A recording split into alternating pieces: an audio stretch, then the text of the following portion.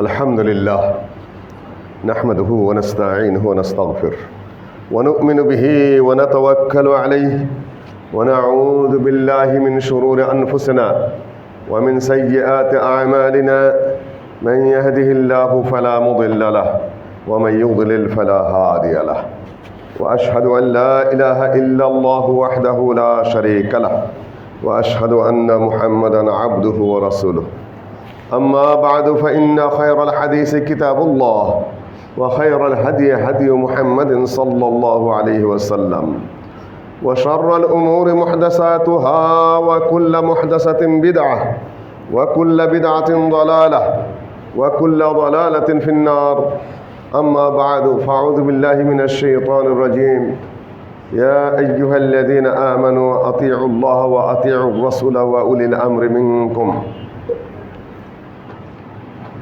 আল আমিন জামে মসজিদে উপস্থিত সম্মানিত নারী ও পুরুষ মুসলিয়ানগণ, আমি ধারাবাহিকভাবে আলোচনার সূচনা করেছিলাম ঈমান ও আমলের উপরে। সেখানে আমি তাওহীদ ও রুবুবিয়্যাহ নিয়ে আলোচনা করতে গিয়ে তার একটি পার্ট খালক নিয়ে আলোচনা করছিলাম। তাওহীদ ও রুবুবিয়্যাতের মধ্যে মূলত তিনটি বিষয় রয়েছে: খালক, মুলক, তাদবীর। সৃষ্টি, মালিকানা এবং সকল কিছু যিনি ম্যানেজ করেন, পরিচালনা করেন। এই তিনটি জিনিসের মধ্যে আল্লাহর সাথে কেউ শরীক নেই। এই নিয়ে হলে রুবুবিয়্যাত। উলুহিয়্যাত মানে তাকে ছাড়া আর কারো ইবাদত পাওয়ার হক নেই, যোগ্যতা নেই, তার নাম এবং গুণাবলীর উপর ঈমান। কিন্তু হঠাৎ করে সারা দেশে এবং বিদেশে সর্বত্র একটি বিষয়ের আলোচনা প্রাধান্য পাচ্ছে, সেটা নবী মুহাম্মদ সাল্লাল্লাহু আলাইহি ওয়াসাল্লামের উপর ঈমান এবং তার হাদিসের উপর ঈমান।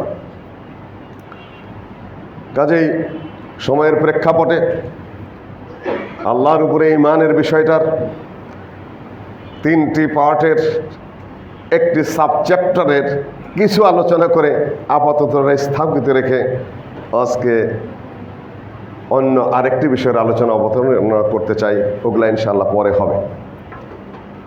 যেহেতু জাতীয় পর্যায়ে, আন্তর্জাতিক পর্যায়ে সেই পুরাতন সমস্যা নতুন করে নতুন আঙ্গিকে প্রকাশ পাচ্ছে, একেবারে মহামারীর মতো প্রচার মাধ্যমের সুবিধার কারণে।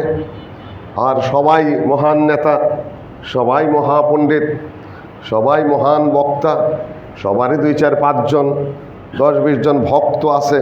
যা বলবেন নিজ দিয়ে উঠতে থাকবে, ইনি মহান আলেম, এইরকম আলেম আর দুনিয়ায় নাই। আরেকজন লিখবে ইনি মহান মুফাসসির, এর মতো মুফাসসির আর দুনিয়ায় নেই। ইনি জাতির মহান নেতা, এনাকে উপদেষ্টা করা হোক, এর মতো বক্তব্য আর শুনি নেই। নিজ দিয়ে 5-6 জনে লিখতেই থাকবে।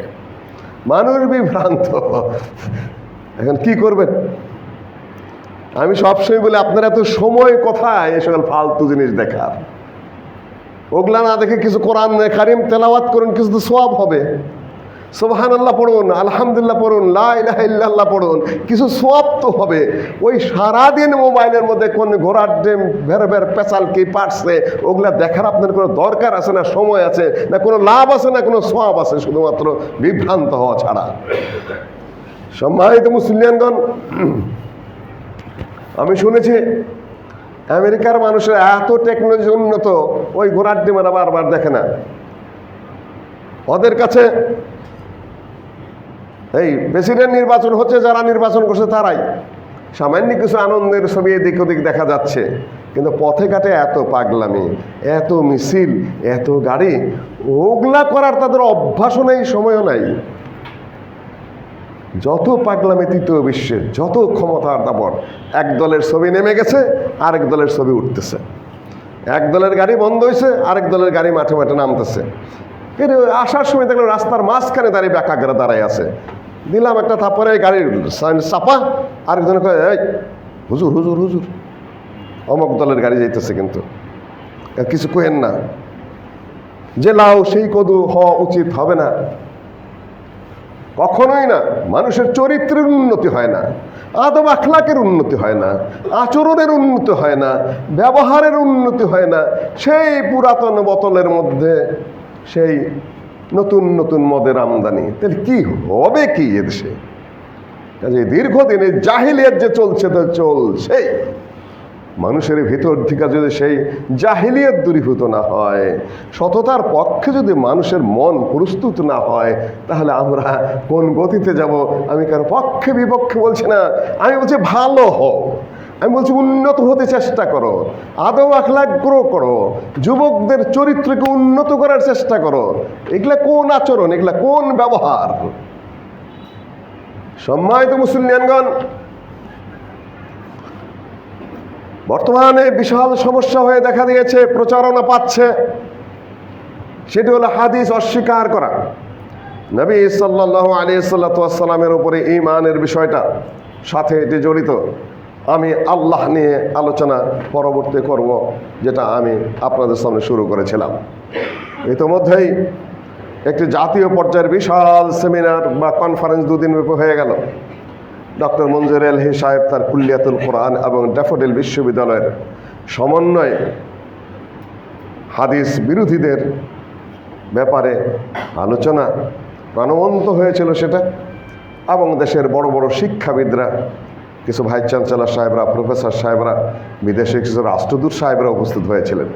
আমি অবাক হয়ে গেলাম যে ব্রুনাইয়ের রাষ্ট্রদূতের হাদিসের উপরে যে তার সুন্নতের উপরে আমলের উপরে তার এতটা দক্ষতা, এত সুন্দর করে বক্তব্য উপস্থাপন করলেন যে আমি বিস্মিত হয়েছি তার বক্তব্যে। একটা অনুষ্ঠানের চেয়ারের দায়িত্বেও ছিলাম একদিন। সম্মানিত মুসলিমগণ, আল্লাহর নবীর হাদিসের সাথে আমার আচরণ কি? নবী মুহাম্মদ সাল্লাল্লাহু আলাইহি সাল্লামের উপরে ঈমান না আনলে একজন মানুষ মুসলিম হয় না। নবী সাল্লাল্লাহু আলাইহি সাল্লামের কিসের উপরে আপনি ঈমান আনবেন? তার দেহের উপরে, না তার কাপড়ের উপরে, না তার স্যান্ডেলের উপরে? কিসের উপরে? একটা মানুষের উপরে ঈমান আনার অর্থ কি? ঈমান আনার অর্থ হলো আমি তার কথাকে মানি, আমি তার কাজকে মানি, আমি তার সমর্থনকে মানি, আমি সেটাকে বিশ্বাস করি তিনি রবি এবং রাসূল আল্লাহর পক্ষ থেকে তিনি প্রেরিত, এটা আমি বিশ্বাস করি, আমি মুসলিম। এখন যদি বলে আমি নবীর উপর বিশ্বাস করেছি কিন্তু হাদিসের উপর বিশ্বাস করি না, এর মতো প্রতারক, এর মতো মিথ্যুকার, এর মতো জালিয়াত আর কে হতে পারে?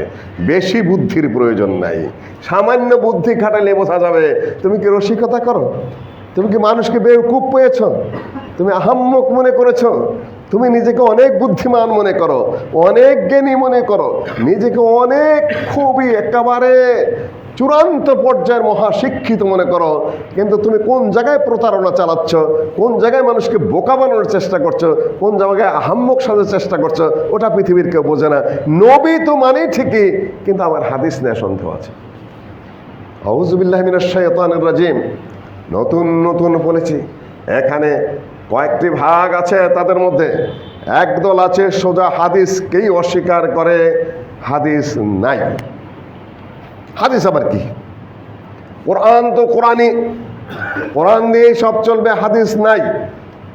আরেক দল বলছে হাদিস আছে, এটা মানলাম, কিন্তু হাদিসের প্রামাণিকতা, হাদিসের দালিলিক যোগ্যতা নেই। দালিলিক যোগ্যতা বলতে কি বোঝায়? যে হাদিস দ্বারা কোনো শরীয়ত সাবেত হবে না। হাদিস দ্বারা কেউ কেউ তো আহলে সুন্নাহ ওয়াল জামাতের দিকে নিসবত করেও তারা বলেছেন ঈমান সাবেত হবে না হাদিস দ্বারা, কোরআন লাগবে। কেউ কেউ বলছেন হাদিস মুতাওয়াতির না হলে ঈমান আকীদা সাবেত হবে না। এগুলা সব বাতিল কথাবার্তা। আরেক দল যারা বলছে কিছুই সাবেত হবে না, কিছুই প্রমাণিত হবে না, শরীয়তের কোনো বিধি বিধানের জন্য হাদিসের প্রয়োজনীয়তা নাই এবং প্রমাণিত হবে না। এই এক গ্রুপ রয়েছে। গ্রুপগুলো আপনার ঠিক মতন রেখেন। মুনকিরুস সুন্নাহ যারা হাদিসকে মানে না, একদল হলো হাদিসই মানে না, হাদিস নাই, হাদিসের অস্বীকারী, তার কোনো অস্তিত্বই নেই, কিংবা ও নিয়ে চিন্তা ভাবনার দরকার নাই, থাকলে থাকলো, না থাকলে নাই, কোরআন আছে। আরেক দল হলো হ্যাঁ হাদিস মানি, ঠিক আছে, কিন্তু দলিল হিসাবে না, আছে আছে হাদিস পড়ে আছে, কিন্তু দলিল দেওয়া যাবে না হাদিস দ্বারা। সালাত কয় রাকাত আপনি দলিল দিতে পারবেন না, হজ কিভাবে করবেন আপনি দলিল দিতে পারবেন না, সিয়াম কিভাবে আদায় করবেন দলিল দিতে পারবেন না, কেননা হাদিসের দালিলিক যোগ্যতা নাই। এখানে আবার দুই প্রকার, একদল হলো দালিলিক যোগ্যতা এমনিতেই নাই, আরেক দল হলো যেহেতু হাদিস সংকলিত হয়েছে এই 200 হিজরির পরে, 300 হিজরির পরে, নবী মুহাম্মদ সাল্লাল্লাহু আলাইহি সাল্লামের মৃত্যুর অনেক পরে, সুতরাং এর মধ্যে সন্দেহ যেহেতু আছে, সুতরাং এর দ্বারা কোনো দলিল দেওয়া যাবে না। এই হলো বিখ্যাত শ্রেণী। আরেক শ্রেণী হলো না, দলিল দেওয়া যাবে যদি কোরআনের সাথে মিলে, যদি কোরআনের বিরুদ্ধে হয় তাহলে ওই হাদিস মানা যাবে না। আগে আমরা হাদিসগুলোকে কোরআনের সামনে নিয়ে যাব, কোরআনের আয়াতের সামনে নিয়ে যাব, যদি কোরআনের সাথে মিলে ওই হাদিস মানব, আর যদি কোরআনের সাথে না মিলে তাহলে ওই হাদিস আমরা মানব না, ওই হাদিস মানার কোনো প্রয়োজন নেই। এই হলো আরেক গ্রুপ। আরো গ্রুপ হলো যে ঠিক আছে মুহাম্মদের যুগে সাল্লাল্লাহু আলাইহি সাল্লাম, তার যুগে তার হাদিস প্রযোজ্য ছিল, কোরআন সকল যুগেই প্রযোজ্য, মুহাম্মদ সাল্লাল্লাহু আলাইহি সাল্লামের যুগে তার হাদিসগুলো ওই যুগের জন্য প্রযোজ্য ছিল। যেটা ভারতের কতগুলা হাদিস অস্বীকারী যারা, তাদের মধ্যে মোহাম্মদ চাকরালুবি, তারপরে গোলাম পারভেজ, এদের মতামত হলো যে মুহাম্মদের যুগে কোরআন আয়াত হয়েছে আর নাযিল হয়েছে আকিমুস সালাহ, মেনে নেবেন এই পর্যন্ত, কিন্তু বিভিন্ন বিধান কি হবে, রুকু কিভাবে হবে, সাজদা কিভাবে হবে, কয় রাকাত পড়ব, এইটা উনি যেরকম বানিয়েছেন আমরা নিজেদের হব্বতে বানিয়ে নেব। এটা ওনারও যেরকম এখতিয়ার ছিল আমাদেরও সেরকম এখতিয়ার আছে, সেটা তাহলে করবে কে? উনি উর্দুতে লিখেছেন যে মার্কাজুল মিল্লাহ, যেটা জাতির মূল কেন্দ্র, মূল কেন্দ্র বলতে রাষ্ট্রীয় কেন্দ্র হোক, সাংগঠনিক কেন্দ্র হোক, যে কোনো কেন্দ্র থেকে কোরআন আয়াতকে সামনে নিয়ে সেটাকে কিভাবে ব্যবহার করব, নবী মুহাম্মদ যেভাবে তার জন্য ব্যাখ্যা করার অবকাশ ছিল আমাদেরও ব্যাখ্যা করার অবকাশ রয়েছে। আমরা প্রয়োজনে নবী মুহাম্মদের যুগে কেবলা যদি কাবা হয় তা আমরা বর্মাকে কাবা করে নেব, সমস্যা কি আছে? উনি যদি 4 রেখাত জোহরের সালাত আদায় করেন আমরা 3 রেখাত পড়ব, সমস্যা কি আছে? আকিমুস সালাহ কোরআন আছে, সালাত আদায় করলেই হলো, যেটা খ্রিস্টানরা করেছে। খ্রিস্টানদের নামাজের কোনো ঠিক নেই, কয়েক প্রকারের প্রার্থনা আছে তাদের সালাত বলতে, ব্যক্তিগত প্রার্থনা, পারিবারিক প্রার্থনা, রবিবারের সামষ্টিক প্রার্থনা। প্রার্থনা কি দেয়া বলবে? এই তৌরাতের কিছু আয়াত পাঠ করা, আয়াত মানে হলো তাদের ওই ভার্সগুলো কিছু পাঠ করা, তারপরে কিছু প্রার্থনা করা, চললো।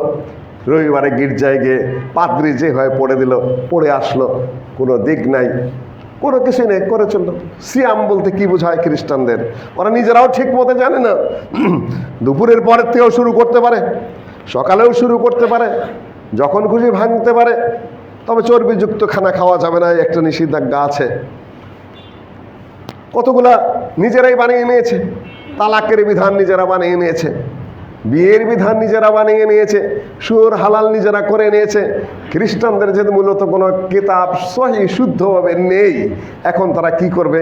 তৌরাতকে মূল ধরে নিয়ে পৌলস অন্যান্য পাদ্রীরা যে বিধান বানিয়েছেন, এখনো বানিয়ে চলেছেন, সেইটাই তাদের বিধান যদি হয় তো মুসলমানদের সমস্যা কোন জায়গায়? হিন্দুদের নানা মুনির নানা মত, এটা তো কথাই আছে, এক এক পুরোহিত এক এক মন্দিরের এক এক তাদের ঋষি মুনিরা যা বলবে সেটাই তাদের দিন, তাদের ধর্ম, সেটা সেইভাবেই তারা পালন করে। কেউ কালীর পূজা করে, কেউ দুর্গার পূজা করে। ভারতের উত্তরপ্রদেশে সেখানে তারা কালীও চেনে না, দুর্গাও চেনে না, তারা মহাদেবের পূজা করে। আমাদের এই বঙ্গদেশে মহাদেবের পূজাই হয় না, একদল শিব আবার আর একদল শ্রীরাম নিয়ে আছে, মোদিরা আছে শ্রীরামজি নিয়ে, এখন এই গান্ধী পরিবার আছে শিবজিকে নিয়ে। এখন শ্রীরাম এবং শ্রী শিবের যুদ্ধ পার্লামেন্টও চলছে এখন তাদের। তাহলে মুসলিমদের সমস্যা কোন জায়গায়? কোরআনের আয়াত আছে, শব্দ একটা ধরে নাও, নিজেদের ভাব মতো যুগে যুগে নিজেরা যা সিদ্ধান্ত নেবা সেটাই শরীয়ত।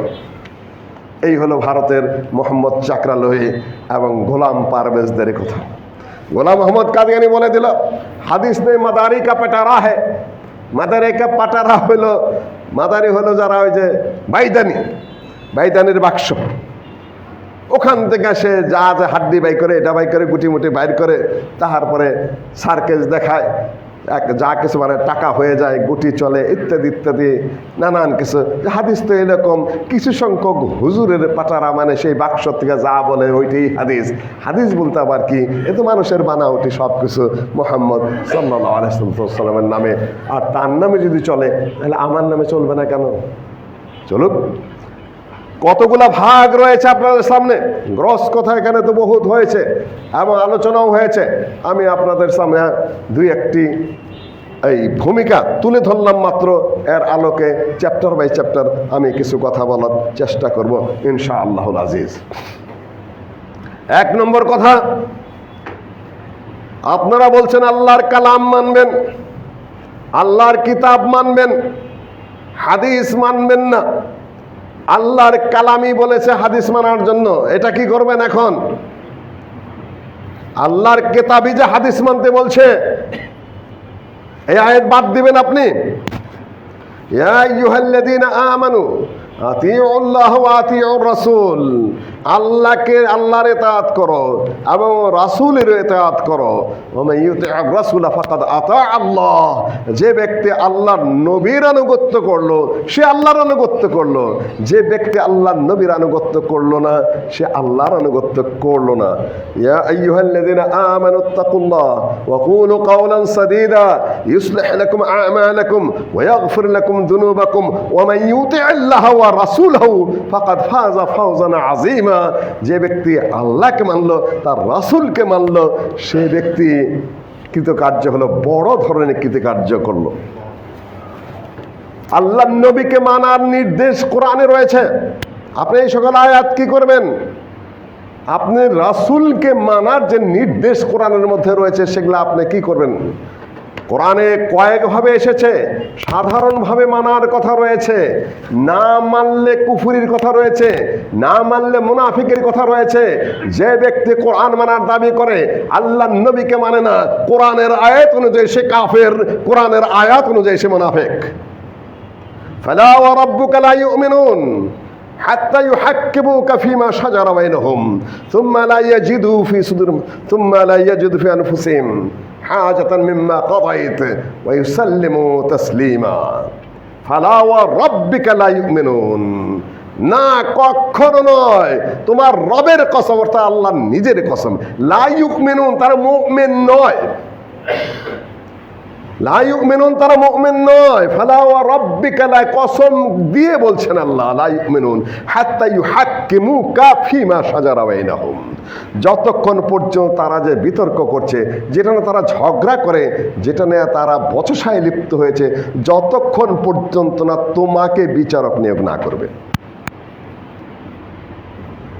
সুম্মা লা ইয়াজিদু, অতঃপর তারা তাদের মনের মধ্যে কোনো ধরনের দোদুল্যতা, কোনো ধরনের এই সংকোচ ভাব, কোনো রকম অস্বীকারের মানসিকতা, কোনো ধরনের কষ্টের মানসিকতা পোষণ করা যাবে না নবী যে হুকুম দেবেন তার বিরুদ্ধে। মিম্মা কাদাইতা, হে নবী তুমি যে বিচার করেছ, ওই সাল্লিমু তাসলিমা, তোমার নির্দেশের সামনে তাদেরকে একদম আত্মসমর্পণ করে দিতে হবে। আল্লাহ নিজে বলছেন, হে নবী যদি তোমার কথা না মানে তার মুমিন না।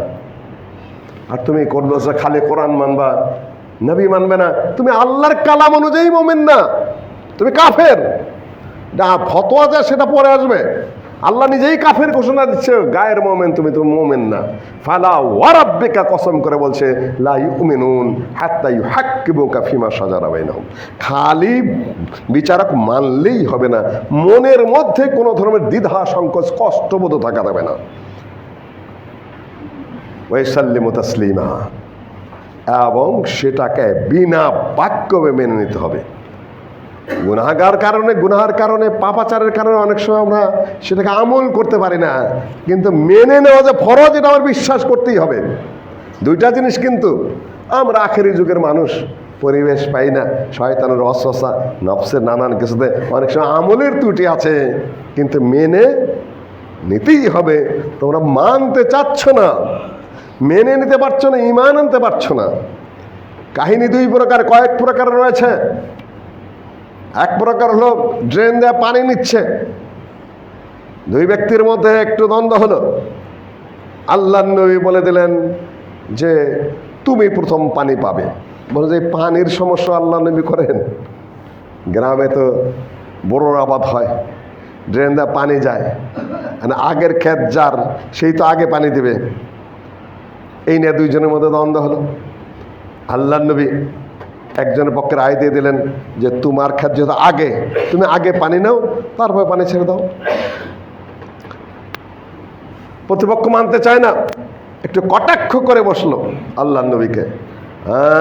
আপনার আত্মীয় তো, এই জন্যই ফয়সালাটা দিলেন। আচ্ছা, এখান থেকে আবার ওরা দলিল নেবে, নবী পক্ষপাত করেন, সুতরাং শুধু কোরআন মানতে হবে, হাদিস মানা যাবে না। আল্লাহ প্রতিবাদ করে বলছেন নবী পক্ষপাতিত্ব করে না, বিনা বাক্যবে বিনা সংকোচে মেনে নিতে হবে। আরেকটি কাহিনী আছে, এক ইহুদির সাথে দ্বন্দ্ব। সেটা নবী সাল্লাল্লাহু আলাইহি সাল্লামের কাছে গেছে, মৃত্যুদণ্ডের কেস। খুব সংক্ষেপে বলছি, হাদিসগুলো সব সহিহ হাদিস। এগুলা আল্লাহর নবী বলছেন যে তোমাদের তৌরাত কি বলে, যে তৌরাত তো মৃত্যুদণ্ডের কথাই বলে। কিছু কিছু পেঁচাগোছা করেছে, পরে দেখা গেল মৃত্যুদণ্ডই সঠিক। তারপরেও চিন্তা করলো তাহলে একটু ওমরের কাছে যাই। ওমরের কাছে গিয়ে যখন বলছে যে মোহাম্মদের কাছে তো গেলাম, মোহাম্মদ তো এই ফয়সালা দিল, এখন তোমার কাছে আসলাম, এখন তুমি কি করবা? ওরা তো আর নবী বোঝে নাই, ওরা মনে করছে এক পাদ্রির থেকে আরেক পাদ্রির কাছে যাচ্ছি, এক পুরোহিতের কাছ থেকে আরেক পুরোহিতের কাছে যাচ্ছি। নবী মোহাম্মদ একজন পুরোহিত আর ওমর একজন পুরোহিত। নবীর মর্যাদার সাহাবীর মর্যাদার পার্থক্য বোঝেনি, সাহাবীর মর্যাদা আর তাবেঈর মর্যাদার পার্থক্য বোঝেনি, সাহাবীর মর্যাদার আমাদের মতো সাধারণ মানুষের পার্থক্য বোঝেই নেই। ও তো মনে করছে যে এটাই পাদ্রীতন্ত্র, যেহেতু মুহাম্মদ একজন পাদ্রীর মতো একটা পাদ্রী, ওমরও আরেকজন, আবু বকর আরেকজন, সবার মর্যাদা বোধহয় সমান। না হলে আর ওমরের কাছে যাওয়ার কথা, রাদিয়াল্লাহু তাআলা আনহুর কাছে যাওয়ার কথা না। গিয়ে বলতেছে মোহাম্মদের কাছে তো গেলাম, এই ফয়সালা দিল, কিন্তু আমাদের কাছে তুমি তো সবচেয়ে ন্যায় বিচারক মানুষ, দৃঢ়চেতা মানুষ, তোমার কাছে আসলাম, তুমি একটু ফয়সালাটা করে দাও তো ভাই। বস। ভিতর থেকে তরবারি আইনা সোজা ঘাড়ের মধ্যে বেড়ে দিয়েছে। কোথায় নবী মোহাম্মদ? নবী মোহাম্মদের বিধানের পরে, তার ফয়সালার পরে কোন দুঃসাহসে উমরের কাছে আসলা তুমি? উমরকে নবী মোহাম্মদের কাছে? আর আজকালকার কোন ফালতু সালতু কোথার থেকে জন্মগ্রহণ করেছে, এরা আল্লাহ নবীর হাদিস মানবে না। কি বিশাল পণ্ডিত হয়ে গেছে এক একজন। ওয়াইসাল্লিমু তাসলিমা। আল্লাহ নবীর। এখন কথা হলো, যেটা তো কোরআনের কথা, বিচারটা করবে কে? আল্লাহ স্বয়ং নাইমা এসে বিচার করবেন? কোরআনের যে বিচারগুলা বিধানগুলো রয়েছে বাস্তবায়ন করবেন কে? নবী প্রথম বাস্তবায়ন করবেন। যদি বলবেন যে কোরআন মানি হাদিস মানি না, তাহলে তলোয়ার কি ঘাড়ের মধ্যে আল্লাহ নবী মারবেন? না আল্লাহ নবীর লোক মারবেন, না আল্লাহ স্বয়ং এসে ঘাড়ের মধ্যে মারবে? লা কাওয়াদা ইল্লা বিস-সাইফ। মৃত্যুদণ্ড কিভাবে কার্যকর করবেন? কে করবে? কে করবে সেটা? আল্লাহ নবী করবেন। আল্লাহ নবী তার নিজের লোক দা করবেন, পুলিশ দা করবেন, তার যে প্রশাসনিক লোক আছে, বিচার তো কোরআন রয়েছে, আল্লাহ নবী ঘোষণা দেবেন, বাস্তবায়ন করবে কে? এই যে ঘোষণাটা কে দেবে? কোন দিকটা তলোয়ার চালাবেন? লা কাওয়াদা ইল্লা বিস-সাইফ। তলোয়ার দিয়ে কার্যকর করতে হবে, সেটা করবে কে? ওই হুকুমটা কে দিবে? সম্মানিত মুসলিমগণ, ওয়াইসাল্লিমু তাসলিমা। আত্মসমর্পণ করতে হবে। হুকুম তো আল্লাহ নবী দিচ্ছেন, এই হুকুমটাই আল্লাহ নবীর হাদিস। হাদিস কাকে বলে? সেটা হলো আল্লাহ নবীর কথা, আল্লাহ নবীর কাজ, আল্লাহ নবীর সম্মতি। বাকিটুকু এই পর্যন্ত আমি আর আজকে বলছি না। এই তিনটাকে সামনে রেখে আপনি আলোচনা আসেন। হুকুমটা কে দিবে? আল্লাহ নবী দিবে আল্লাহর পক্ষ থেকে, কার্যকর কে করবেন? আল্লাহ নবী করবেন, কিংবা কাউকে দিয়ে তিনি সেটা বাস্তবায়ন করাবেন, নাহলে তো সব অচল হয়ে যাবে। সম্মানিত মুসলিয়ানগণ, আল্লাহর কালাম বলছে আল্লাহ নবীকে মেনে চলতে হবে। আর আপনি যদি বলেন যে আমি কোরআন মানি হাদিস মানি না, তার মানে আপনি কোরআনও মানেন না, আপনি হাদিসও মানেন না, আপনি কোনোটাই মানেন না। যদি কোরআন মানতেন তাহলে আল্লাহ নবীকে মানতেন, কেন আল্লাহ নবীকে মানার কথা আপনাকে কোরআন নির্দেশ দিয়েছে। الذين يتبعون الرسول النبي الأمي الذي يجدونه مكتوبا عندهم في التوراة والإنجيل। যে নবী প্রসঙ্গে তারা তাওরাতে পেয়েছে, ইনজিলে পেয়েছে, মাকতুবান ইনদাহুম ফিত তাওরাতি ওয়াল ইনজিল, তাকে মানতে হবে। সে আয়াতের শেষে যে ওয়াত্তাবিউন নূর আল্লাযী উনজিলা মাআহু, ইত্তাবিউ, তোমরা অনুসরণ করো নবী মুহাম্মদের এবং মুহাম্মদের সাথে যে হেদায়েত নাযিল হয়েছে সেগুলার অনুসরণ করো, তাহলে তোমরা মুক্তি পাবে। এটা আহলে কিতাবদের উপরে, ইহুদি এবং খ্রিস্টানদের উপরে নির্দেশ। নবীকে মেনে চলো, নবীকে মেনে চলো, এটা ইহুদি খ্রিস্টানদের প্রতিও নির্দেশ। আর আপনি নবী মানবেন না, নবীর হাদিস মানবেন না, আপনি মুসলিম হিসাবে নিজেকে দাবি করবেন আর বলেন যে আপনার কোরআন মানি, তুমি কিছুই মানো না।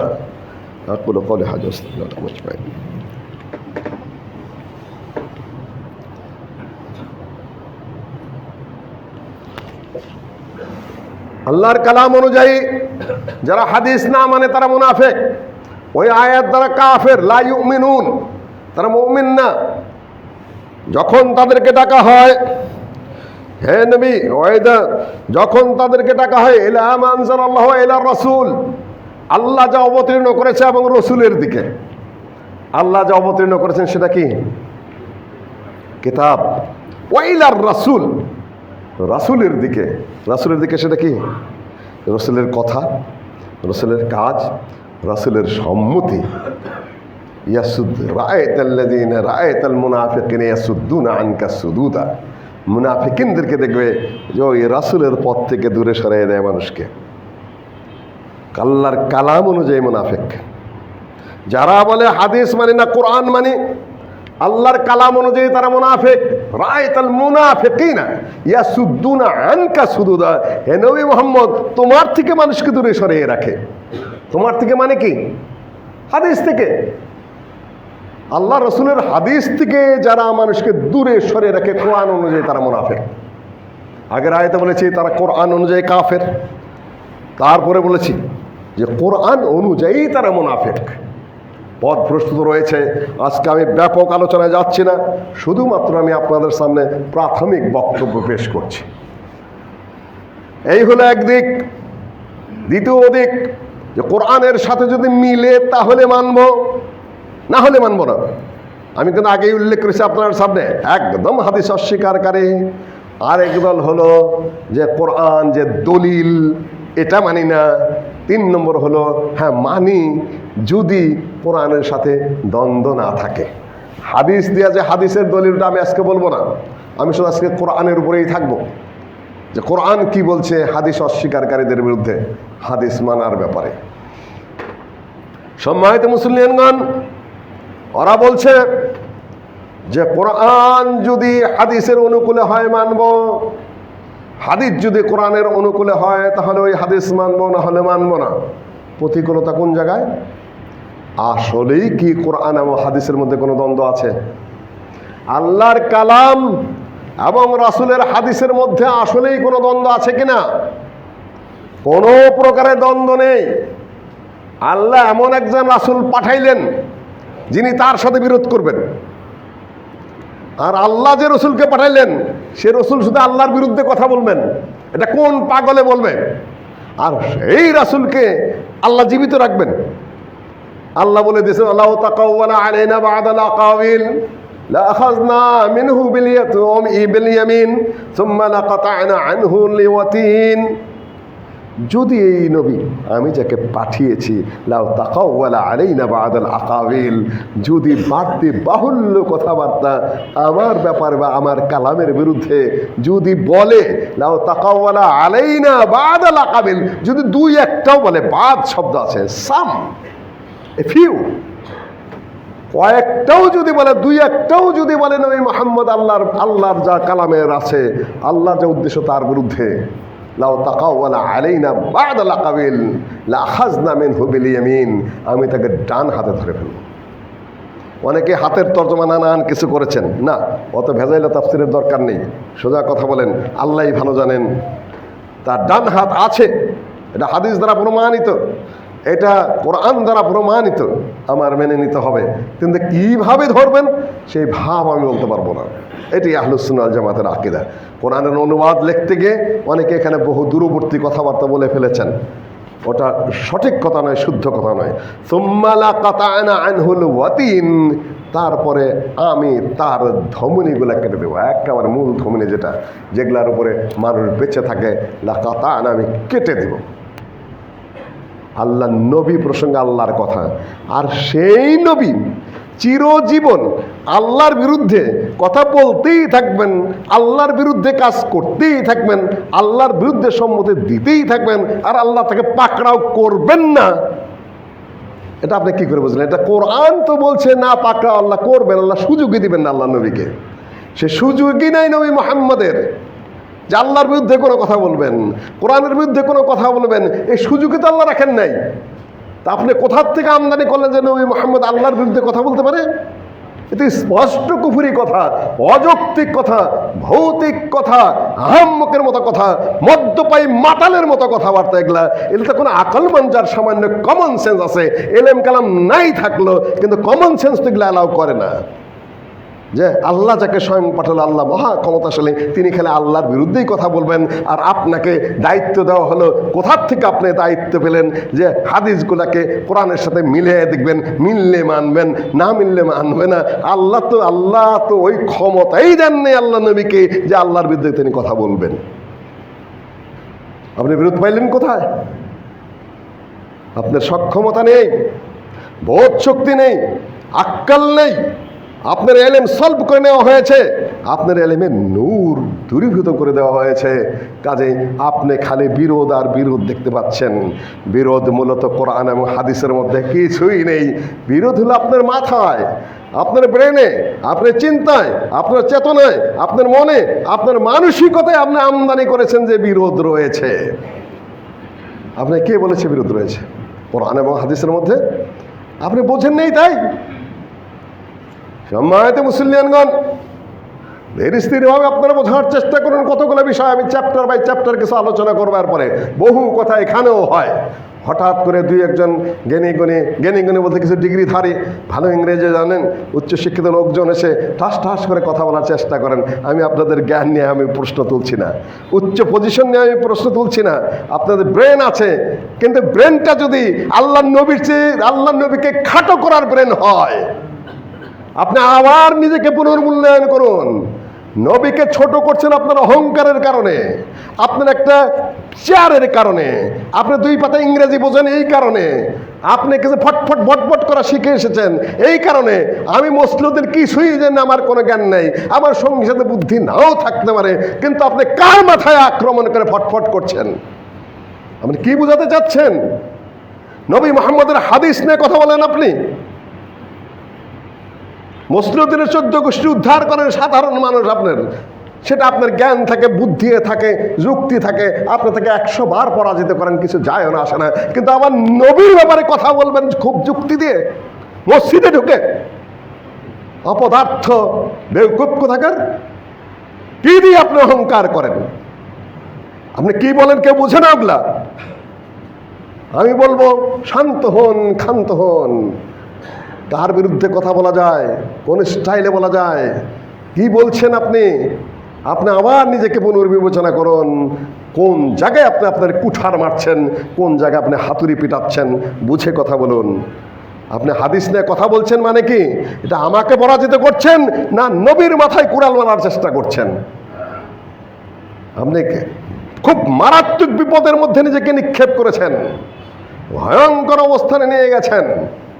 সম্মানিত মুসলিয়ানগণ, কোরআনের সাথে হাদিসের বিরোধ সৃষ্টি করেছেন আপনারা না বুঝে। কিভাবে বিরোধ সৃষ্টি করছেন? এক অধ্যক্ষ সাহেবের আমি একটু ফলো আপ করতেছি কয়েকদিন যাবত, নাম লাগেছে অধ্যক্ষ। আমি বলি অদক্ষ, নামের অর্ধেক হলো মুজা। এই অদক্ষ মুজা যে শয়তানি শুরু করেছে, যে বদমাইশি শুরু করেছে, আমরা তো বুঝি যে কতগুলো লেখাপড়া, কতটুকু পড়াশোনা, তা তো জামাইয়ের নড়াচড়া দেখেই বোঝা যায়। পড়াশোনা তো কিছুই না, কতগুলা জিনিস চ্যাপ্টার রেডি করে রেখেছে শুধুমাত্র বিভ্রান্তি সৃষ্টি করার জন্য। বিভ্রান্তি সৃষ্টি করা সম্ভবপর হবে না, কেন যারা বিভ্রান্তির সৃষ্টি করেছে তারা তোমার চেয়ে 100 গুণ বেশি লেখাপড়া জানে। ওই গুইলাম বলি, তারপর শাক্ত বলি ইত্যাদিতে, ইংরেজ যারা, ওরিয়েন্টালিস্ট যারা, ভারতের যারা পারভেজ, তারপরে চাকরালবি, কাদিয়ানি, তারপরে স্যার সৈয়দ, এরা তোমাদের মতো এই সকল অদক্ষের চেয়ে 100 গুণ বেশি লেখাপড়া, তারাই টিকতে পারেনি এই মাঠে। আর তুমি ফালতু কতক্ষণ দেখবা? কতগুলা উদাহরণ পেশ করলো, হাদিস একটা দিল, হাদিস সহি নয়। যখন তোমাদের সামনে আমার কোনো কথা আসবে তখন সেটা কোরআনের সামনে পেশ করবে, যদি কোরআনের সাথে মিলে তাহলে মানবে, না হলে মানবে না। হাদিস সহি নয়, 1 নম্বর। 2 নম্বর, আমাদের সিনিয়র আলেমরা বলেছেন, সম্ভবত ইমাম শাফি বলেছেন, ওয়াকাদ আরাদনাল আহাদিস আলাল কিতাব ফালাম নাজিদ আইয়াতা আরাদ বাইনাহুমা। তোমাদের বক্তব্য অনুযায়ী সকল হাদিসকে আমরা কোরআনের সাথে মিলিয়ে দেখেছি, কোনো ধরনের বিরোধ আমরা খুঁজে পাইনি। তুমি বোঝো নাই বিরোধ কিভাবে লাগাচ্ছে? 2-1টা উদাহরণ দিই। কোরআনের সাথে মিলতেছে না তাদের কাছে। কোরআনের সাথে মিলতেছে না কিভাবে? বলতেছে যে এই যে একটা কথা বলা হয়, মিফতাহুল জান্নাতে আস-সালাহ, জান্নাতের চাবি হলো কি? নামাজ। মুসনাদ আহমদে আছে বিবরণ, দুর্বল, আপনার কথাই ধরে নিলাম, গ্রহণ করে নিলাম বিষয়টা। এখন উনি বলতেছেন যে হাদিসে আবার আরো বলছে যে জান্নাতের চাবি আছে, নবী মুহাম্মদ জান্নাতের চাবি খুলবেন, কিংবা তার জন্য খুলে দেওয়া হবে। কোরআনে কারিমে এসেছে, ওয়াসিকাল্লাযীনা ইত্তাকাউ রাব্বাহুম ইলাল জান্নাতি সুমারা হাত্তা ইযা জাউহা ওয়া ফুতিহাত আবওয়াবুহা। জান্নাতের সামনে যখন মুমিনরা যাবে, জান্নাতের দরজা খোলা অবস্থায় থাকবে, এটা বলছে কোরআন। আর হাদিস বলতেছে কি? নবী মুহাম্মদ সাল্লাল্লাহু আলাইহি সাল্লাম জান্নাতের সামনে যে উপস্থিত হবেন, তখন তার জন্য দরজা খুলে দেওয়া হবে। আচ্ছা, আরও বহু হাদিস রয়েছে এখানে। তাহলে হাদিসের সাথে কোরআনের দ্বন্দ্ব লাগিয়ে গেল। কোরআন বলছে দরজা খোলা থাকবে, আর হাদিস বলছে নবী মুহাম্মদ সাল্লাল্লাহু আলাইহি ওয়াসাল্লাম গেলে তালা খুলে দেওয়া হবে। তাহলে মিলল না? হ্যাঁ, যথেষ্ট মিলল না। তাহলে তুমি মিলাও, কোরআন মিলাও। ওয়া ইনদাহু মাফাতিহুল গায়ব, আল্লাহর কাছে গায়েবের চাবি আছে, গায়েবের তালা আছে। কোরআন দিয়েই বলা, তুমি অনুবাদ করো অদক্ষ সাহেব। ইনদাহু মাফাতিহুল গায়ব, আল্লাহর কাছে গায়েবের চাবিগুলো আল্লাহর হাতে। গায়েবের দরজা আছে না তালা আছে? তাহলে তার চাবি থাকবে কেন? যদি বলি মিফতাহুল জান্নাতি আস-সালাহ, যদি ধরে নেই হাদিস জান্নাতের চাবি হলো সালাত, আপত্তি করেছেন, এটার কি করবেন? মিফতাহুস সালাত আত-তুহুর। তোমার সালাতের মেফতা কি, চাবি কি? মেফতা অজু। অজু হলো সালাতের চাবি। অজুর আগে কোনো তালা লাগানো আছে? এই যে আপনারা বাথরুমে অজু করেন, পানির মধ্যে কোনো তালা আছে? ওই তালা খুলে আপনি অজু করেন। গাধা, বেউকুব, আহাম্মক কোথাকার! মেফতা কোন অর্থে ব্যবহার হয় এখানে? তুমি জান্নাতের কথা নিয়ে আসলা, অজুর চাবি বের করো, সালাতের চাবি বের করো, গায়েবের চাবি বের করো। তুমি তোমার ভাব মতো কথা বললে হবে? কোরআনই তোমার প্রতিবাদ করছে যে গায়েবের চাবি, গায়েবের তালা কোথায়, গায়েবের চাবি কোথায়? তো জান্নাতের যেটা আছে সেটা কি? নবী মুহাম্মদ সাল্লাল্লাহু আলাইহি ওয়াসাল্লাম জান্নাতের সামনে উপস্থিত হবেন। ফেরেশতারা বলবে, হ্যাঁ আপনার জন্য এই দরজা খুলে দিতে বলা হয়েছে, আমরা খুলে দিচ্ছি। বিভিন্ন রিওয়ায়াত এখানে রয়েছে, কোনো তাআরুজ নেই। তুমি বুঝতে পারো নাই, তুমি বুঝতে পারো না এই মেফতা কোন অর্থে ব্যবহার হয়। চাবিও তালার অর্থে ব্যবহার হয়। ভেঙে মেরে ঘরের চাবি নিয়ে যাবে কে আমারে? চাবি ভাঙ্গে না তালা ভাঙ্গে? রবীন্দ্রনাথের কবিতায় ভেঙে মোর ঘরের চাবি নিয়ে যাবি কে আমারে। ঘরের তালা ভাঙে না চাবি ভাঙে? তালা ভাঙে। চাবি তালার অর্থে ব্যবহার হয়। তুমি গাধা ভাষা জানো না, আহাম্মক কোথাকার, তুমি কোরআনও জানো না, হাদিসও জানো না। একটা শব্দ কত অর্থে ব্যবহার হয়, কোন ক্ষেত্রে, সে প্রসঙ্গে তোমার প্রাথমিক ধারণাই নাই। তুমি মহাপণ্ডিত হয়েছ, আর নিজ দিয়ে লেখা আবার কয়েকজনে যে এইরকম তাফসির আর জীবনে শুনি নাই, এইরকম এলেম আর কারোই নাই। এরকম তুমি সামনে একটা আইসা দেখো, দেখে আমাদেরও ছোট মানুষ সামনে, বড়রা তো পিছনেই থাক, পরে আসবেনি। এগুলো কতগুলো শয়তান। 10 খণ্ডে নাকি উনি তাফসির লিখেছেন, তাফসিরুল ওয়াফি। তুমি তাফসির পড়ার মতো যোগ্যতা আছে? তোমাকে যদি জের জবর পেশ ছাড়া তাফসির সামনে দেওয়া হয়, তোমার পড়ার যোগ্যতা আছে অধ্যক্ষ সাহেব? হাদিস তো দূরেই থাক, আবার দলিল দিচ্ছে যে আউয়ালু মা ইউসআলুল আবদু ইয়াউমাল কিয়ামাতি আস-সালাহ। কোরআনের সাথে হাদিসের তাআরুজ লাগাচ্ছে অধ্যক্ষ। কিভাবে? যে কোরআনে এসেছে ঈমান নিয়ে আগে কথা হবে, আর হাদিসে আসতেছে কথিত হাদিস, তার দৃষ্টিকোণ থেকে কথিত হাদিস, হাদিস সহিহ। কিয়ামতের দিন সর্বপ্রথম জানে প্রশ্ন হবে, সেটা হলো সালাত, নামাজ। আর বলতেছে তাহলে ঈমান গেল কোথায়? যে ঈমান বাদ পড়ছে নাকি? আল্লাহ নেই বলছে নাকি ঈমানের প্রশ্ন হবে না? ঈমান তো ঈমানই, ওটা নিয়ে আমি পরে আলোচনা করব। আলোচনা শুরু করেছি, পরে আলোচনা আসবে। ধীরে না শুনলে আপনার জন্য ভেজাল থেকেই যাবে। কোরআন বলছে লাইসাল বিররা আন তুওয়াল্লু উজুহাকুম কিবালাল মাশরিকি ওয়াল মাগরিব ওয়ালাকিন্নাল বিররা মান আমানা বিল্লাহ। কোরআন বলতেছে লাইসাল বিররা, নেকি নাই, লাইসাল বিররা আন তুওয়াল্লু উজুহাকুম কিবালাল মাশরিকি ওয়াল মাগরিব, মাশরিক এবং মাগরিব, পূর্ব দিকে মুখ ফেরাবে না পশ্চিম দিকে মুখ ফেরাবে, কোন দিকে কিবলা করবে। লাইসাল বিররা, এর মধ্যে কোনো নেকি নাই। লাইসাল বিররা আন তুওয়াল্লু উজুহাকুম কিবালাল মাশরিকি ওয়াল মাগরিব ওয়ালাকিন্নাল বিররা মান আমানা বিল্লাহ। কিন্তু নেকি হলো যে ব্যক্তি ঈমান আনলো। এটা দিয়ে তাআরুজ লাগাচ্ছে। আমি নিজে কানে শুনলাম, এইটা দিয়ে সে কন্ট্রাস্ট সৃষ্টি করছে, এইটা দিয়ে সে কনফিউজ সৃষ্টি করছে যে প্রথম ঈমানের কথা আসছে কোরআনের আয়াতের মধ্যে, কিন্তু হাদিস যে প্রথম আসলো যে সালাতের প্রশ্ন হবে, বলে তুমি তো আরেক আহাম্মকি করলা। আউয়াল কত জায়গায় এসেছে, তুমি সেটা না পড়েই তো প্রশ্ন শুরু করেছ। তোমার তো পড়ার দরকার নাই, শয়তানি করাই তোমার কাজ। শয়তানির জন্য লেখাপড়া লাগে না। ওয়া আনা আউয়ালুল মুমিনিন, আমি প্রথম মুমিন। কে বলছে? মুসা আলাইহিস সালাতু ওয়াস সালাম। মুসা আলাইহিস সালাতু ওয়াস সালামের আগে আর কোনো মুমিন ছিল না? আদম মুমিন না? নূহ মুমিন না? ইব্রাহিম মুমিন না? তো মুসা আলাইহিস সালাতু ওয়াস সালাম কিভাবে বললেন ওয়া আনা আউয়ালুল মুমিনিন? নবী মুহাম্মদ সাল্লাল্লাহু আলাইহি সাল্লাতু ওয়াস সালামের আগে কেউ মুসলিম ছিলেন না? ইব্রাহিম মুসলিম ছিলেন না? নূহ মুসলিম ছিলেন না? মুসা মুসলিম ছিলেন না?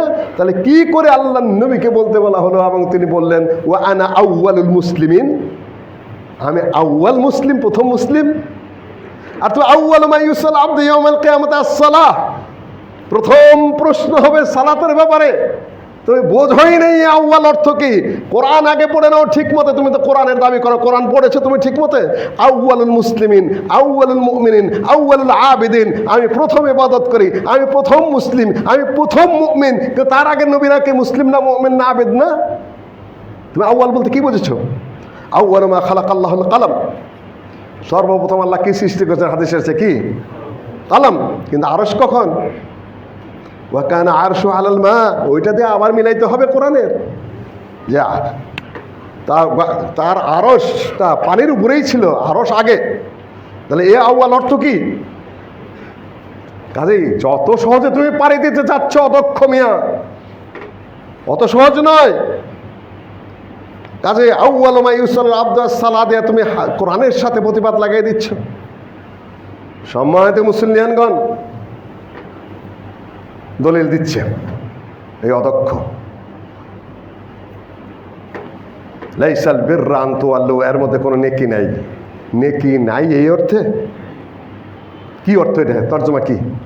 কোরআনের তাফসীরটা কি তোমার কাছে? লাইসাল বিররা আন তুওয়াল্লু উজুহাকুম, মূল বিষয় এটা নয়। লাইসাল বেররা মানে নেকি নাই, তাহলে আমি কেবলামুখী হবো কেন?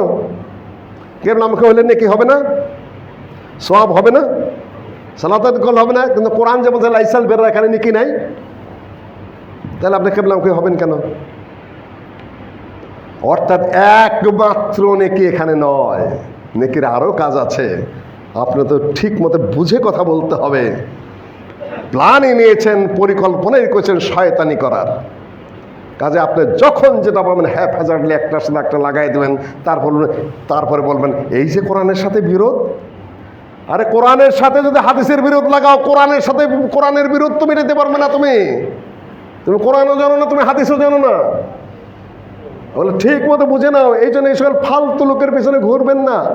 আহলুস সুন্নাহ ওয়াল জামাতের আলেম যারা আছেন, বিশেষ করে মদিনা পাশ আলেম যারা, তারা বড় বড় আহলুস সুন্নাহ ওয়াল জামাতের লোকদের কাছে হাদিস পড়ে এসেছেন, কোরআন পড়ে এসেছেন, তাফসীর পড়ে এসেছেন।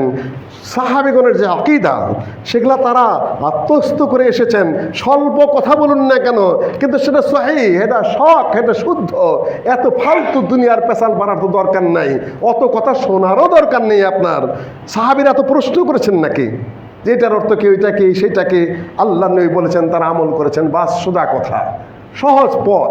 আর যত আল্লাযিনা ফি কুলুবিহিম যায়গুন ইয়াত্তাবিউনা মা তাশাবাহা, যাদের মনের মধ্যে বক্রতা আছে, ভেজাল আছে, মনের মধ্যে পঙ্কিলতা আছে, পাপাচার আছে, তারাই শুধু এই সকল ভেজাল খুঁজে খুঁজে বেড়ায়, দুর্গন্ধ শুকে শুকে বেড়ায়।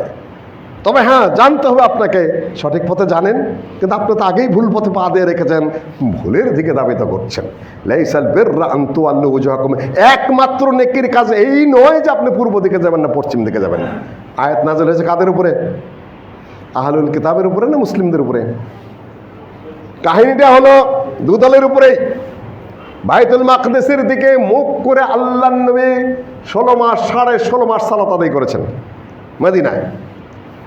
হঠাৎ করে বাইতুল মাকদিস থেকে কাবার দিকে মুখ ফিরানোর জন্য বিধান জারি হয়ে গেল। তখন কিছু কিছু মুসলিমরা প্রশ্ন তুললেন যে এইমাত্র আমরা ওইদিকে ছিলাম, এইদিকে আবার হয়ে গেল। সালাতরত অবস্থায় কিবলা পরিবর্তন করা হয়েছে। সেই মসজিদের নাম কি মদিনায়? মসজিদুল কিবলাতাইন। কে পরিবর্তন করেছেন? আর ওরা হাদিস মানবে না। সম্মানিত মুসলিম, মসজিদুল কিবলাতাইন। আর আহলে কিতাব যারা, ইহুদি খ্রিস্টানরা, তাদের তো মানতে আরো কষ্ট হচ্ছে যে মুহাম্মদ কিছুটা আমাদের মতো করে করলো, আবার এখন কোন দিকে মুখটা ফিরিয়ে নিল। তখন আয়াত নাজিল হলো, কেউ কষ্ট পেও না, কেননা মূল বিষয় তো কিবলামুখী হওয়া নয়। লাইসাল বিররা, একমাত্র নেকি এখানেই নয়, আন তুওয়াল্লু ওয়াজহাকুম কিবালাল মাশরিক ওয়াল মাগরিব, পূর্ব দিকে মুখ করবা না, পশ্চিম দিকে, উত্তর দিকে না, দক্ষিণ দিকে। এটাই একমাত্র নেকির কাজ না। নির্দেশ হয়েছে করবে, মনে কষ্ট পাচ্ছ কেন? ওয়ালাকিন্নাল বিররা মান আমানা বিল্লাহ, কিন্তু মান আমানা বিল্লাহ, কিন্তু যে ব্যক্তি সত্যিকারের নেকি, প্রথম নেকির কাজ তো ঈমান আনা, এত তো কারোরই দ্বিমত নেই। কিন্তু যখন যদি প্রশ্ন করি, ইল্লা মান আমানা লাইসাল বিররা আন তুওয়াল্লু ওয়াজহাকুম কিবালাল মাশরিক ওয়াল মাগরিব ওয়ালাকিন্নাল বিররা মান আমানা, এই বিররার সাথে আমানার আরবি ব্যাকরণের সম্পর্ক কি? জু মাহজুব মানতে হবে এখানে, এটাকে হিডেন ধরে নিতে হবে, নাহলে অর্থ মিলানো যাবে না। আমি ওই জটিলতার দিকে আজকে আর ঢুকছি না, শুধু আপনাদের সামনে কয়টা জিনিস আপাতত তুলে ধরলাম যে মুনকিরিন হাদিস মাথায় রাখবেন ঠিক মতো, যাতে ঝামেলার সৃষ্টি করতে না পারে কেউ। 1 নম্বর হলো হাদিস পুরা অস্বীকার করা। 2 নম্বর হলো হাদিস যে শরীয়তের ভিত্তি, হাদিসের মাধ্যমে যে শরীয়তের কোন আমল হবে এই ক্ষমতা, সক্ষমতা হাদিসের নাই। 3 নম্বর দল হলো যারা বলে, তারা বলে যে হাদিস মানবো যদি কোরআনের সাথে বিরোধ না হয়, কোরআনের পক্ষে হলে মানবো, কোরআনের পক্ষে না হলে মানবো না। আরেক দল হলো যে হাদিস নবী মুহাম্মদের হাদিস সাল্লাল্লাহু আলাইহি সাল্লাম তার যুগে প্রযোজ্য ছিল, তিনি যা করতে বলেছেন, তিনি যা বলেছেন, তিনি যা করিয়েছেন, সেটা তার যুগের জন্য প্রযোজ্য। বর্তমান যুগে কোরআন আমাদের সামনে আছে, আমরা নিজেদের ক্ষমতা বলে নিজেরাই নবীর অবস্থানে বসে নিজেরাই সেখানে হুকুম চালাবো, যা খুশি তাই করবো, সেটা আমাদের অধিকার রয়েছে। এই মূলত কয়েকটি প্রকার আপনাদের সামনে তুলে ধরলাম। আজকের জন্য। পরবর্তী আরেকটা বক্তব্যে এর উপর ভিত্তি করে কিছু উপমোদাহরণ পেশ করার চেষ্টা করো ইনশাআল্লাহ আজিজ। আল্লাহ তুমি আমাদের যারা মারা গেছে তাদের গুনাহ খাতা মাফ করো। যারা হাদিসের পক্ষে আছে আল্লাহ তুমি তাদেরকে আরো শক্তিশালী করো। হাদিস বিরোধী যত প্রকারের চক্রান্ত এবং যত প্রকারের গ্রুপ আছে তাদেরকে তুমি পরাজিত করো, তাদের মুখ বন্ধ করো, তাদেরকে হয় হেদায়েত করো, না হলে তুমি তাদের উপর গজব নাজিল করো। দেশের উপর থেকে বালা মুসিবত দূর করে দাও আল্লাহ। সামনে কি হবে আল্লাহই ভালো জানেন। একটা অন্তর্বর্তীকালীন পরিস্থিতি বিরাজ করছে। যারা ক্ষমতায় আসবে তারা যেন ভালো মন নিয়ে ভালো চিন্তা নিয়ে আসে, তারা যেন রাষ্ট্রের পক্ষে জনগণের পক্ষে কাজ করার জন্য প্রস্তুত হয়। এই দখলবাজে আবার যদি সেই পুরাতন সেই কাজের সৃষ্টি হয় আল্লাহ, সেই পরিস্থিতি থেকে মানুষকে অব্যাহতি দাও। আমরা কোনো দলের পক্ষে বিপক্ষে কিছুই বলবো না। কোরআন হাদিসের দৃষ্টিকোণ থেকে একটা স্বাধীন দেশের স্বাধীন নাগরিক হিসেবে আমরা শান্তি চাই, স্বস্তি চাই, কারো চাপ চাই না, কারো প্রভাব চাই না, কারো দলন পিছন চাই না। সকল জায়গায় আল্লাহ তো এই ভারসাম্যপূর্ণ পরিস্থিতির সৃষ্টি করে দেব আল্লাহ। ইবাদাল্লাহ রাহিমাকুমুল্লাহ, ইন্নাল্লাহ ইয়া'মুরু বিল আদলি ওয়াল ইহসান ওয়া ইতা'i যিল কুরবা ওয়া ইয়ানহা আনিল ফাহশাই